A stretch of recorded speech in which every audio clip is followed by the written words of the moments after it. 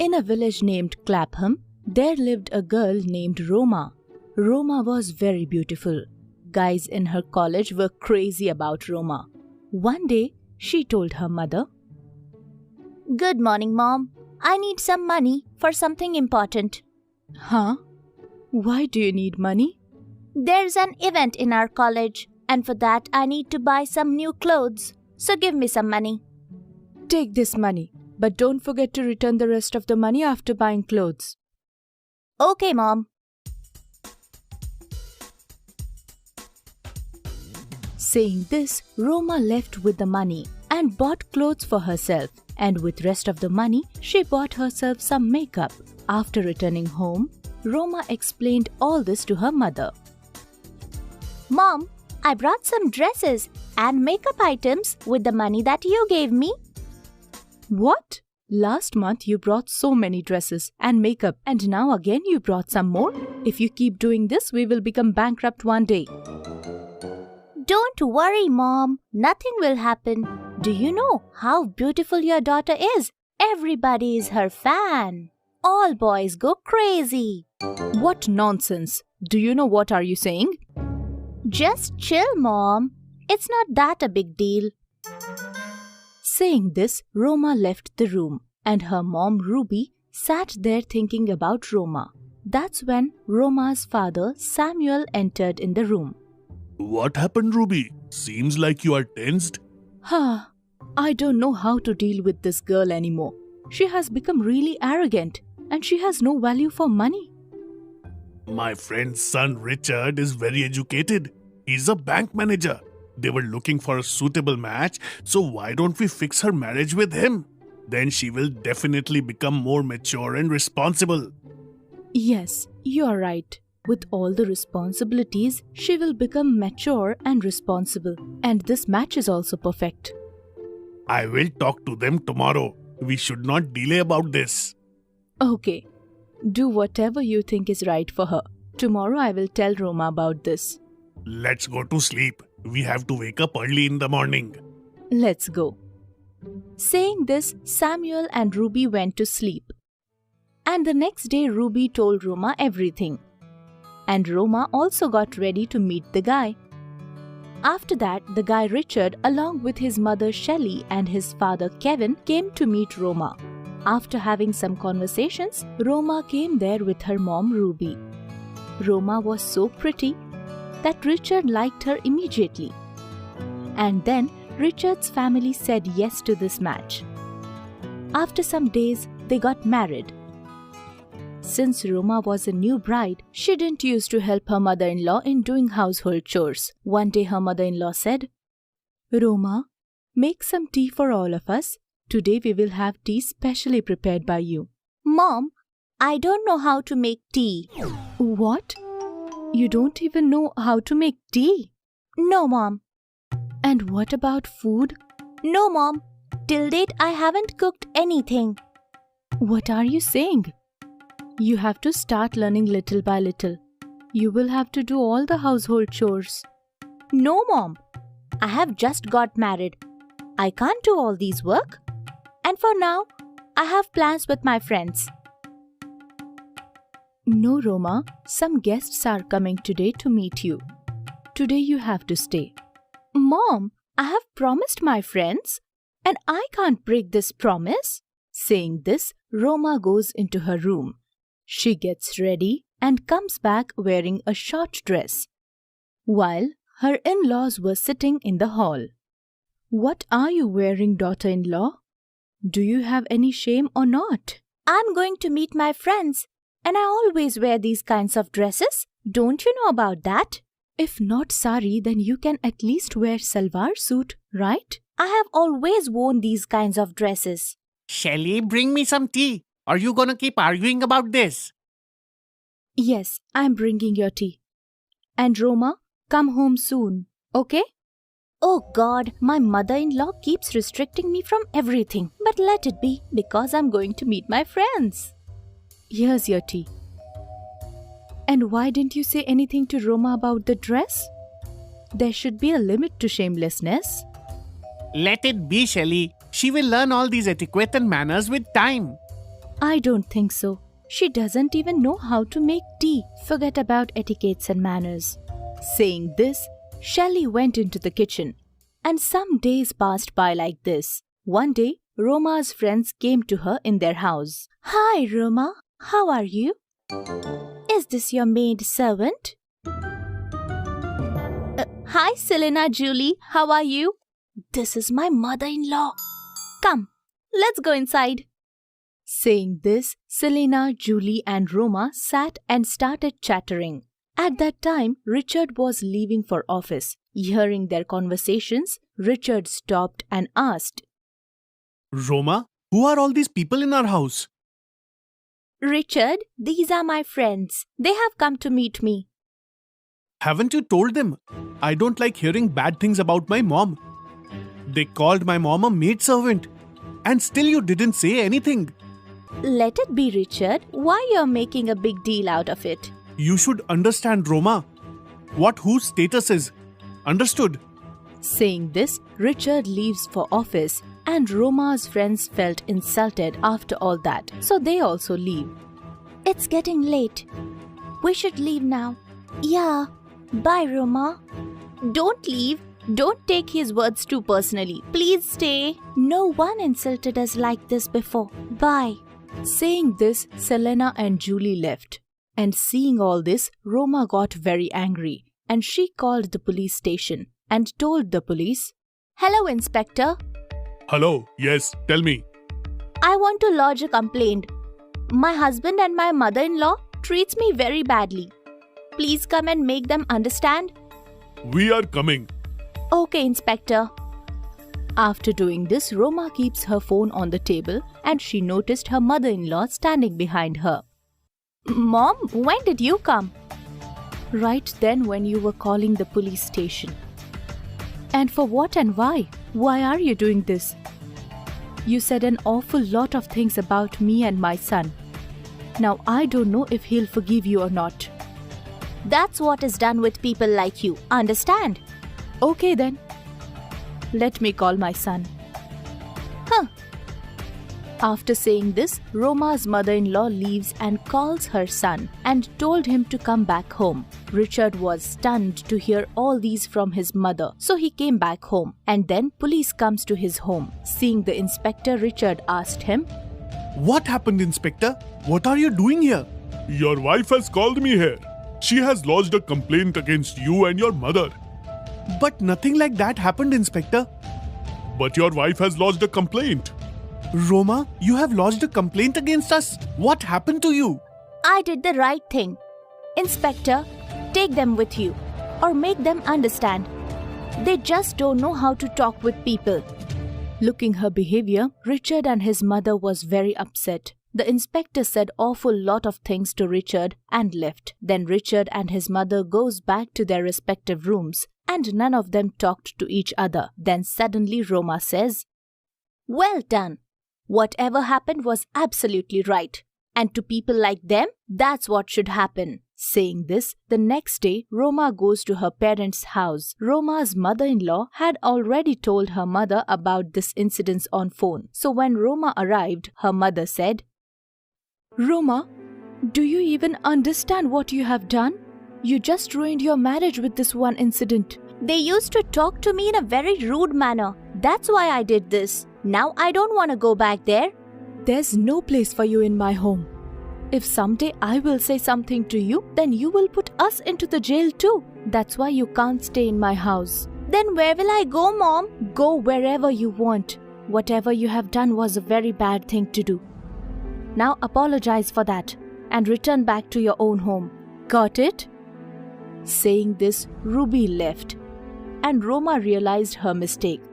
And she started thinking, I have really behaved wrongly with my own people. I need to apologize to them. Let's see if they forgive me or not.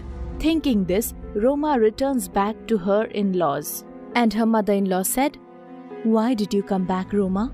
Please, Mom, forgive me for my mistakes. I did wrong. How could you ask for forgiveness, Roma?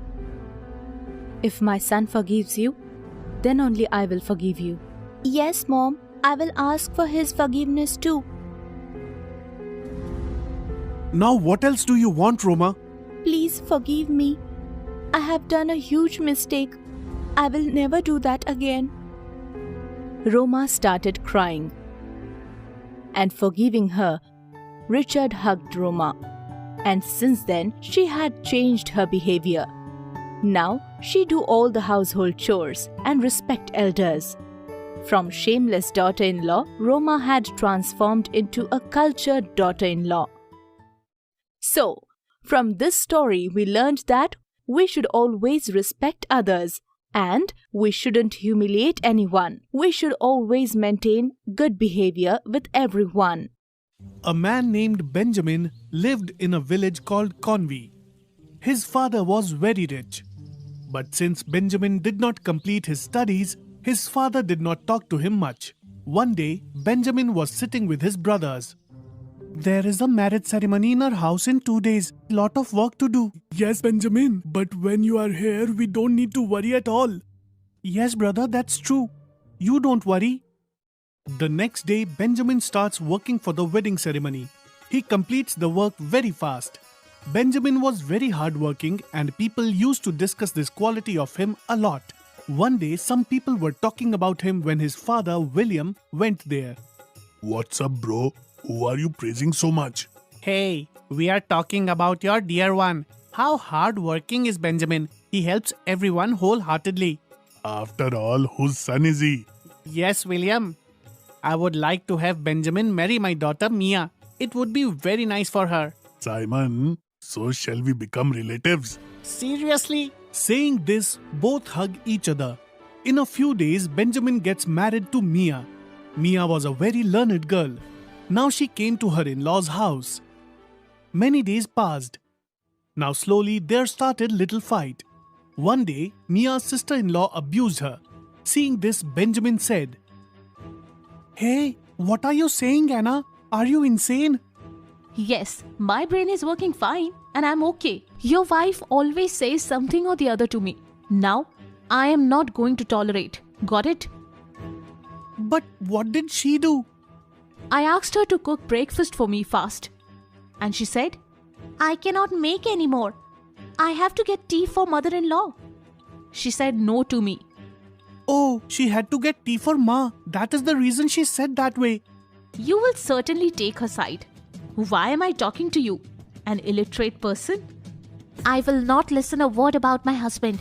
You can tell me whatever you want. Don't speak a word about him. Got it? If that is what you feel, you may leave the house with your husband. I don't like quarreling every day. But where will we go? I don't care where you go. The same day, Benjamin left the house taking Mia with him. They had an old house in the village. They went and started living there. Benjamin started working as a laborer, but his wife, being so educated, could not forget that Anna called her husband an illiterate. And one fine day she told Benjamin, Hey, I wanted to talk to you. "Tell me, Mia." I think you should start studying. I will teach you. Benjamin was speechless hearing this from Mia. Did I say something? Did you feel bad? "Oh no, Mia, I didn't mind. But I have not paid attention to study till now. Will I be able to do all this?" Of course, you will be able to do. I am here to teach you. "Okay, I will definitely learn." Now Mia started teaching Benjamin at home. Benjamin also worked hard and studied well. After few days, "Mia, now I am able to read and write well." Yes. "What happened, Mia? What are you thinking?" Nope, it's nothing. "Really? You cannot lie to me." Yeah, actually I had a dream that I would become a collector. But will I be able to achieve that? "Yes, of course you will be able to achieve that. I will make you the collector." Really? "Yes, I believe you will definitely become the collector. You have all the qualities of a collector." Really? Now I will surely be the collector. This is the spirit. Now let's have our meal. The next day, Benjamin takes Mia to fill the exam form. He buys her some books. Mia's exams were few months from that day. Mia started studying hard. She also took care of the household chores. The examination day arrived. Mia wrote her paper well. After a few days, the results were out. She had topped the district. Seeing this, Benjamin and Mia were very happy. Now Benjamin had also started a business of tours and travels. He had started earning profit in that. Mia too got selected in the first round because she has topped the examination. Her training started, and so Mia had to go out of the village for the training. Benjamin started taking care of his business. Few months passed, and ultimately Mia was the collector. Congratulations, Mrs. Mia. Thank you, Benjamin. All this wasn't possible without your support. Mia also found out about Benjamin's success in his business. Both husband and wife were proud of each other. Benjamin succeeds in his business, and Mia too, with the help of her position, started helping people. With the help of studies and hard work, both of them achieved new heights in their lives. We learn from this story that we should always give importance to study. With the help of education, we can develop ourselves and others as well.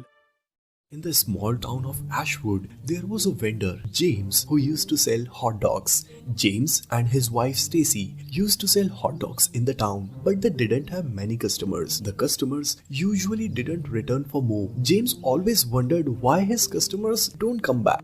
I don't understand what is wrong with these people. Why they are not eating as they used to do. Sale has been down nowadays. I don't know, but the sales have fallen very low.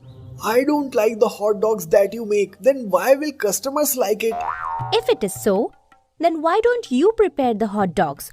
Only then you will understand how difficult it is. Okay, I get it. There is a woman in our village. The food she prepares is very tasty. If she will make hot dogs for us, then I'm sure we'll get more customers. Tomorrow I will go to my village and ask her to come with me. Our business will improve and we will earn more. James went to his village where Sarah lived. He went to her house.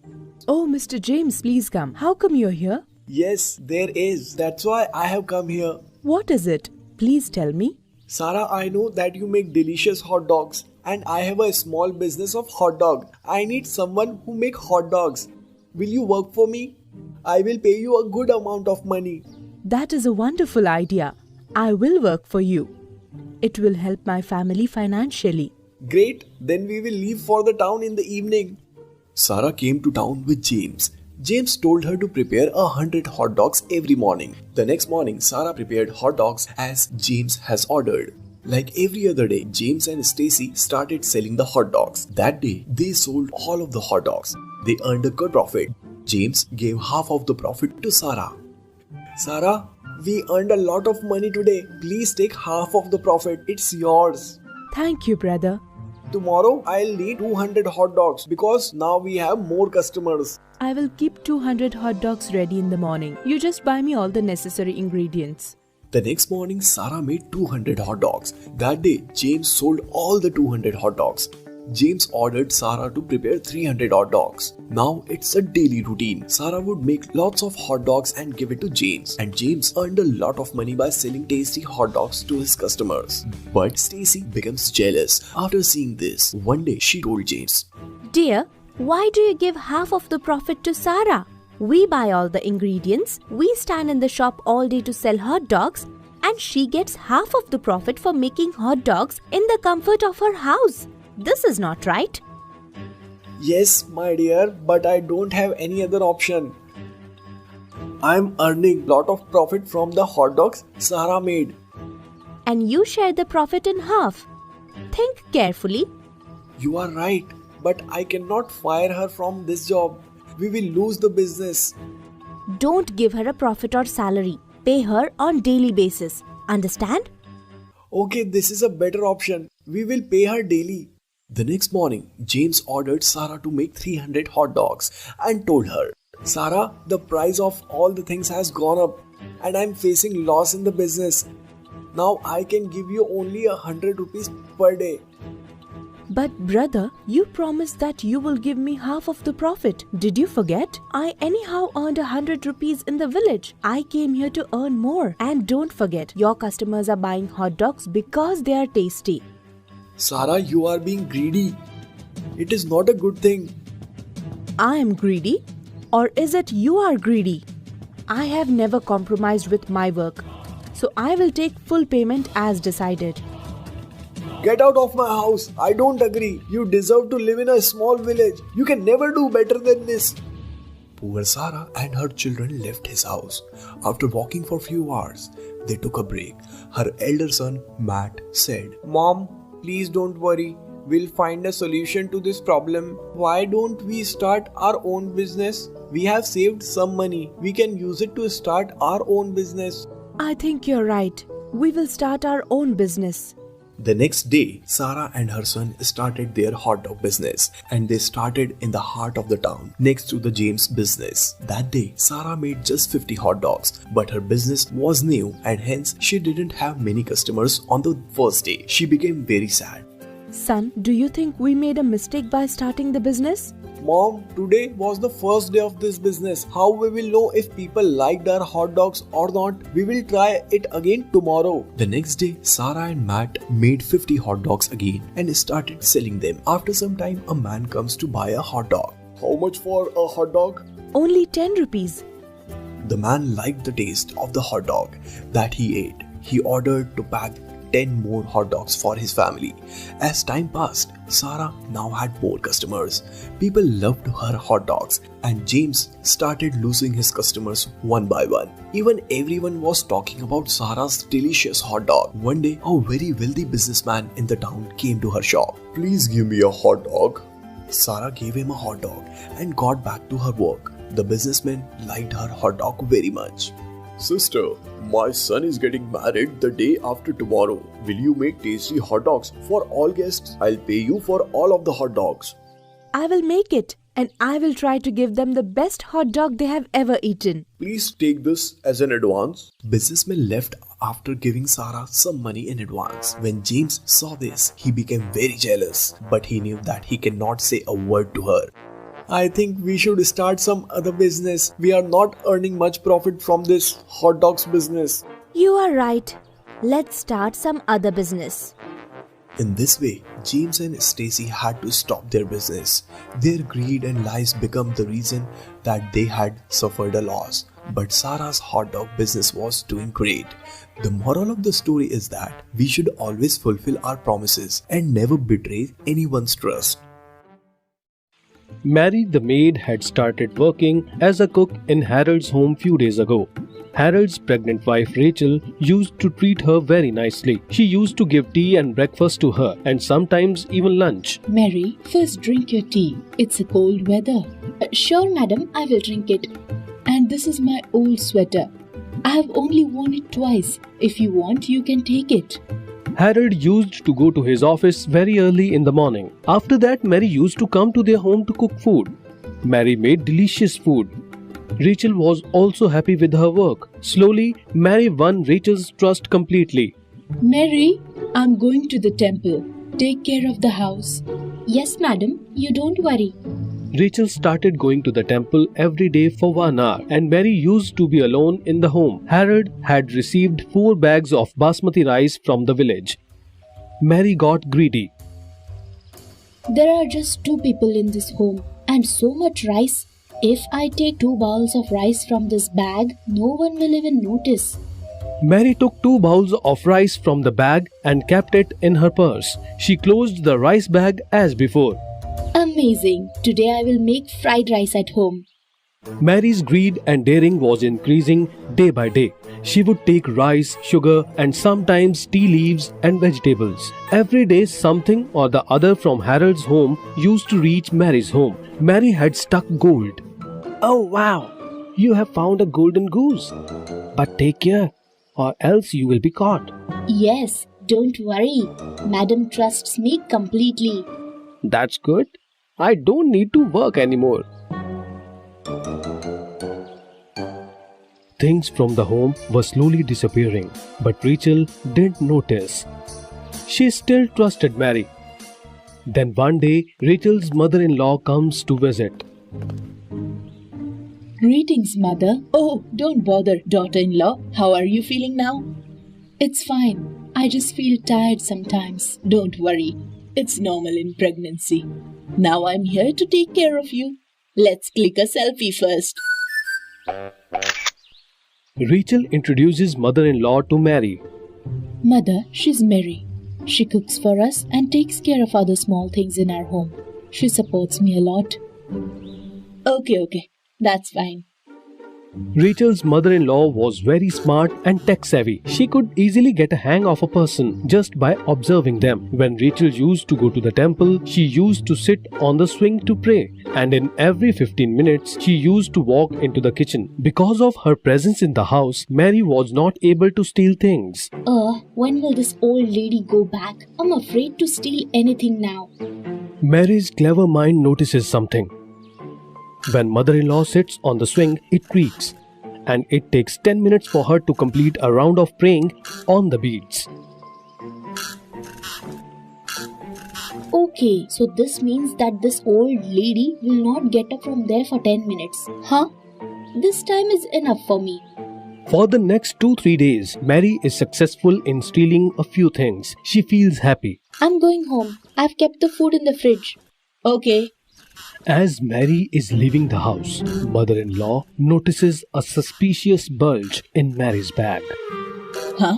When she came in the morning, her bag was folded. How come it's full now? Next day, Mary comes to work. Mary, Rachel has left for the temple and I'm sitting for my prayers. Later, I will come to the kitchen to make some sweets. Okay. Mary comes to the kitchen. She can hear the creak of the swing. She assumes that now mother-in-law will not get up for 10 minutes. This lady will not come here for 10 minutes now. I should put some vegetables in my bag. Mary finishes her work and starts to leave for her home. I'm leaving for home. Okay, what are you going to cook at home today? Thought of making mixed vegetables today. Okay, that's good. So how many vegetables did you take? Huh?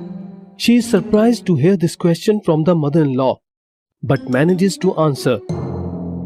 I haven't bought it yet. I will buy them on my way home. During this, Rachel also comes back. But you already have the vegetables in your bag. Let me see. Mary realizes that she has been caught and she feels guilty. Mother, how did you know? Mother-in-law starts laughing and shows Rachel the video she recorded in her mobile. Rachel is surprised to see Mary put vegetables in her bag in the video. Please forgive me. I did a mistake. But weren't you praying at that time? I could hear the sound of the swing. That's why I could gather the courage to steal. Maybe you didn't notice me holding Rachel's beads, not mine. And if you push the swing once, it will keep swinging for at least 5 minutes. It gave me enough time to record. So that's how the mother-in-law taught Mary a lesson who was a greedy maid. Now Mary couldn't work in that area anymore. Oh God, what have I done? I dug my own grave. Mother, today we have been saved from loss because of you. But daughter-in-law, remember, you should also not trust anyone blindly from now. Not everyone is good in this world.